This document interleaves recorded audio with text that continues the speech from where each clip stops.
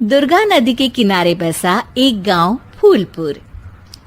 गांव में कुछ 100-150 लोग रहते थे। अंजलि, जो कि पास ही के जिले में रहती थी और 12वीं पास कर चुकी थी, उसके पिताजी ने बेटी को जल्दी विदा करने के लिए उसकी शादी फूलपुर गांव के मुकेश से करवा दी थी। मुकेश कभी स्कूल नहीं गया था और इस कारण वो पढ़ा लिखा नहीं था और बाकी गांव वालों की हालत भी मुकेश जैसी ही थी। मुकेश के घर में उसके माता पिता भी रहते थे। सासू माँ, मैं बाहर मंदिर तक जा रही हूँ, आधे घंटे में आ जाऊंगी। अरे अभी कहीं जाने की जरूरत नहीं है, चुपचाप जाके रसोई में रात के खाने की तैयारी करो। और ये घूंघट क्यों हटा लिया है तुमने? क्या पता नहीं कि इस गांव में औरतें बिना घूंघट के नहीं रहती। रात में अंजलि छत पर जाकर अपनी मम्मी से बात कर रही होती है। तभी गांव की 3-4 औरतें उसे देख लेती है और दरवाजे पर आकर उसकी सास से शिकायत करने लगती है। और क्या हुआ? अरे छत पे तो देखो, आपकी बहू मटक मटक के किसी से फोन पर बात कर रही है। दिन भर फोन पे लगी रहती है। अरे कल तो मंदिर के पास वो क्या कहते हैं, सेल्फी ले रही थी। शहर की बहू रखना अच्छा शान की बात है, पर देखना इसके लक्षण से ये तो तुम्हारे परिवार को बदनाम ना कर दे। ये पहली बार नहीं था जब सास से गांव के लोगों ने अंजलि की बुराई या शिकायत नहीं की हो। अब तो ये रोज की बात थी। अंजलि ये सब सुन लेती है। जब वो नीचे जाती है तो मुकेश भी वहां आ जाता है। सास कहती है, बेटा, लोग घर आकर शिकायत करने लगे हैं बहू के कामों की। देख लो, पति हो, संयम से रखो इसे।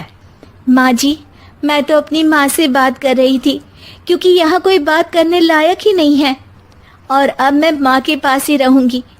वहाँ क्या रहना, वहाँ बाहर के लोग तो ठीक है, पर घर के लोग भी इज्जत ना दे सके। अरे नहीं नहीं अंजलि, ऐसा नहीं है, धीरे धीरे सब ठीक हो जाएगा, तुम फिक्र ना करो। अरे बस कुछ बोलना ही नहीं है, सर पे चढ़ा रखा है बहू को। सास मुकेश की नरम बात सुन के वहां से मुंह चढ़ाकर चली जाती है।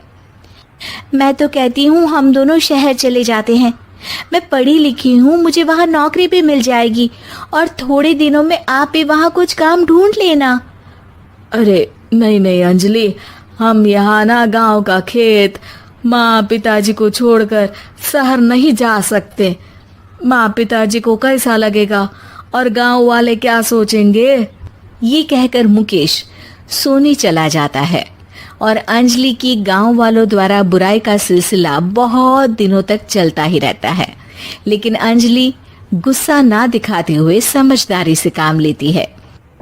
बारिश का मौसम चालू हो जाता है। जोरदार बारिश से पूरे गांव में हाहाकार मच जाता है। दुर्गा नदी में बाढ़ आ जाती है और बाढ़ का पानी पूरे गांव की फसल तबाह कर देता है। फसल की ये हालत देखकर गांव वाले निराश हो जाते हैं और बात तो यहाँ तक पहुँच जाती है कि कुछ लोग तो अंजलि को इस सब का दोषी ठहरा देते हैं।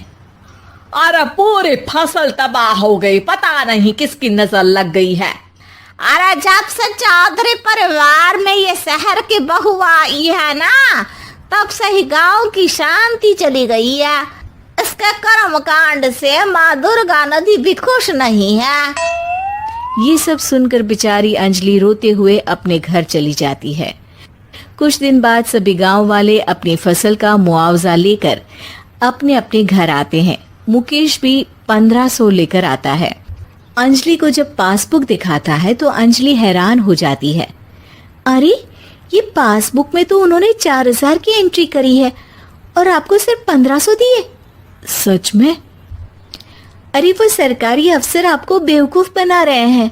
सरकार की तरफ से हमें 4000 मिले हैं, लेकिन बाकी का सारा पैसा खुद ही खा रहे हैं।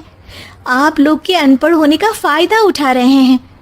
ये सब सुनकर मुकेश परेशान हो जाता है, लेकिन अंजलि उसे हिम्मत से काम लेने को कहती है और सुबह होते ही मुकेश को पंचायत कार्यालय ले जाती है और साथ में गांव के और लोगों को भी। आप सरकारी बाबू क्या गांव के लोगों को बेवकूफ समझते हैं? आपको क्या लगता है ये पढ़े लिखे नहीं है तो आप कुछ भी मनमानी करेंगे? ये बेचारे दिन रात इतनी मेहनत करते हैं, ये हमारे अन्नदाता हैं और आप इनके साथ ऐसा धोखा करते हैं।